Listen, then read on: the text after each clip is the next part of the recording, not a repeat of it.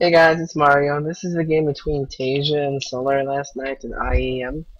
I wanted to go through the replays and kind of, experience them for myself firsthand. IEM is so good about releasing them, just right away.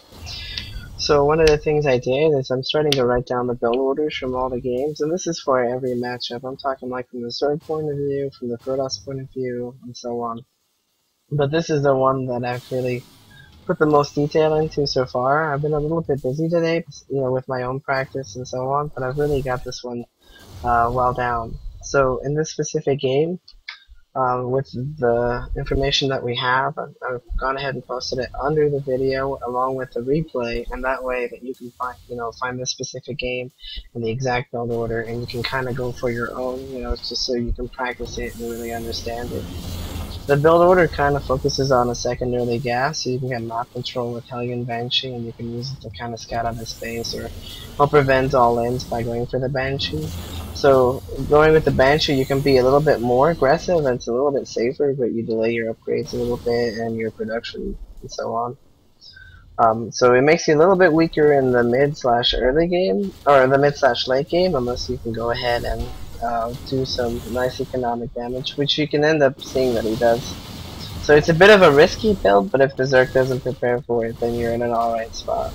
And Solar kind of prepares for it, but he still takes a lot of losses. Just a lot more than he should have. It actually ends up being to where Solar loses so many units, and then Taeja only uses a single Banshee, like right here. It's been insanely cost efficient right now. And he's just able to wipe out a lot of the lanes and force out a lot of response, so the Zerg couldn't just mass turn up and get everything he wanted right away. Because now, like, his economy is about to start kicking in, and Taeja's already there with a bunch of Marines and Medevacs, and his upgrades are going good and so forth. I mean, I don't believe Solar's upgrades are even finished at the moment. No, he's got 1-1. So he's got that going for him. It's a little bit later, combat shields, but this is a pretty good replay if you don't want to play mech, if you want to be a little bit more aggressive.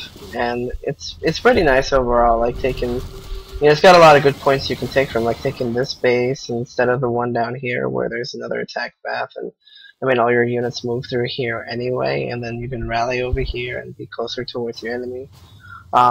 We've written down pretty much the entire build order to where you can make things. At a certain stage it cuts off supply depots, but you know when you're gonna make all your factories and your first medevac, your stim, and your upgrades. It doesn't really go into detail on the attack, but the basics is stuff that you can find anywhere. So I hope you guys enjoy the build order, and if you guys are interested in seeing more videos, but a little bit more in detail, so I'm just curious if there's like a demand for this, where I take some pro games and really get in depth with the build orders and kind of explain why and what's going on with them. So I hope you guys enjoy this, and thanks for watching.